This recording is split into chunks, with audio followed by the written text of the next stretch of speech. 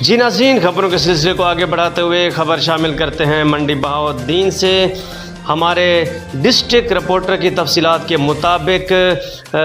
اہم stake holders تاجران نے پہلے ہی chief election commission Ijaz Ahmed Janjua کو غیر آئینی، غیر قانونی اور غیر جمہوری قرار دیتے ہوئے 8 اگست کو ہونے والے انتخابات کا بائیکاٹ کر دیا تھا، جس کی بنیاد پر تینوں ممبران الیکشن کمیشن لالا محمد اعظم، مرزا محمد ریاض شاہد،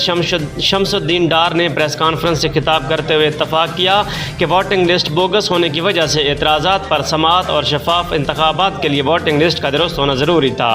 لیکن chief election commission Ijaz Ahmed Janjua پر تمام سٹیک ہولڈرز اور پینلز اور ہم ممبران election commission chief election commission Ijaz Ahmed Janjua پر عدم اعتماد اور غیر قانونی اقدامات اٹھانے پر برطرف کرتے ہیں، کیونکہ اس کے اٹھائے گئے اقدامات سے شہر میں فساد پھیلنے کا خطرہ ہو گیا اور اس سے شہر مزید تقسیم ہو گیا۔